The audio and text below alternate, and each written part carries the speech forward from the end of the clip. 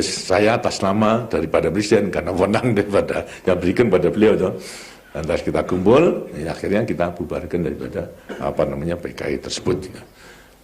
Ya hanya satu kali itu saja saya gunakan daripada surat perintah 11 Maret itu, walaupun kemudian surat perintah 11 Maret kemudian lantas dikukuhkan oleh MPRS itu menjadi ketetapan nomor 9, itu mempunyai kekuatan konstitusional, tapi toh memang ya tidak perlu untuk digunakan, hanya sekali itu saja itu.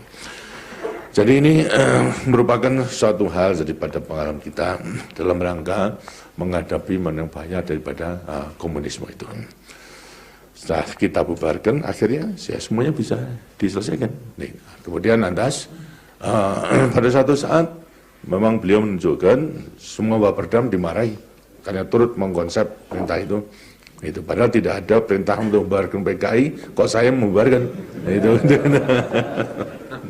Kemudian lantas Pak Lemena dimarahi, kemudian lantas disuruh datang pada saya di Salim, nanyakan kalau memanggil saya Mas Harto, ini apa enggak salah ini? Apa yang salah? PKI itu dibubarkan.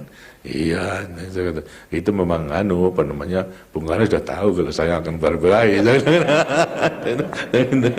Terus marah sekali pada saya. Udahlah, itu saya yang tanggung jawab, saya yang membubarkan. Akhirnya pada waktu kembali saya sudah sehat dari Bogor ke Jakarta. Naik helikopter, saya bisa menjemput di Istana. Saya laporkan misalnya, ini Pak keadaan demikian, saya PKI telah saya bubarkan. Ya marah saja juga enggak. Saya mandar janji pada waktu itu, mandar menagih. Sekarang tinggal ngegungi Pak, ini. Tinggal ngegungi aja. Sebab pada waktu pembicaraan yang dulu saya pernah mengatakan sebelumnya perintah 11 Maret dia mengatakan pada saya ini tidak menjadi pemimpin Indonesia saja sekarang, saya itu menjadi pemimpin dunia. Konsep saya itu sudah saya jual ke dunia. Kalau saya harus mencabut PKI, di mana muka saya? Saya bisa mengerti. Kemudian saya memberi saran, kalau keluar Pak gampang, gimana? Jadikan saya pember, saya akan membubarkan PKI, kenapa? Tapi kalau sudah nanti digongi, tidak bisa, ya susah kalau tidak bisa. Jadi oleh karena saya katakan tadi mulai Bung Karno sudah tahu kalau saya membubarkan PKI dalam rangka diskusi itu, saya untuk menyelamatkan daripada beliau daripada muka dunia. Dan saya mengatakan jadikan saya pember. Saya yang membubarkan PKI, tapi nanti ke dalam Bapak ngagongi supaya rakyat itu mendukungnya. Ini tidak bisa. Karena itu lantas setelah terjadi, kemudian lantas saya membubarkan PKI, saya jemput, saya nagih. Saya sudah membubarkan PKI, tinggal gongnya aja ke bawah.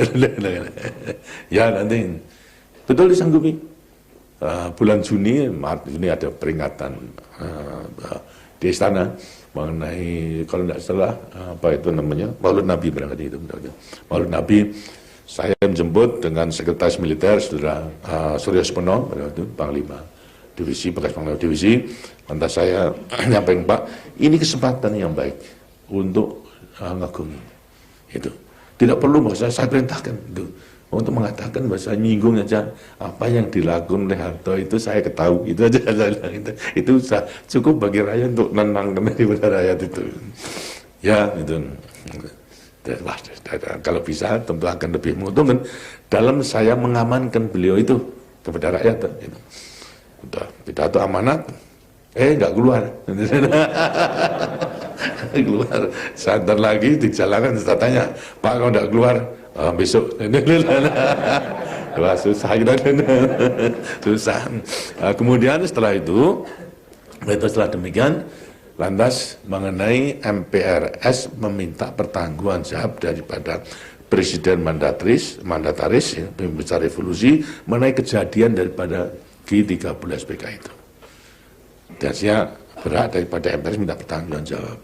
Kemudian lantas dibuat juga keluar Nawaksara itu, yang isinya sama sekali tidak menjelaskan mengenai kejadian G30 PKI, tapi mempertahankan daripada politiknya. Lah sudah, berhadapan langsung dengan wakil rakyat. Saya sudah tidak bisa kata apa-apa, karena sudah langsung. Kemudian masih belum diterima, dimintai pelengkapan lagi. Pelengkapannya pun juga demikian. Sampai akhirnya kemudian dicabut daripada mandatnya.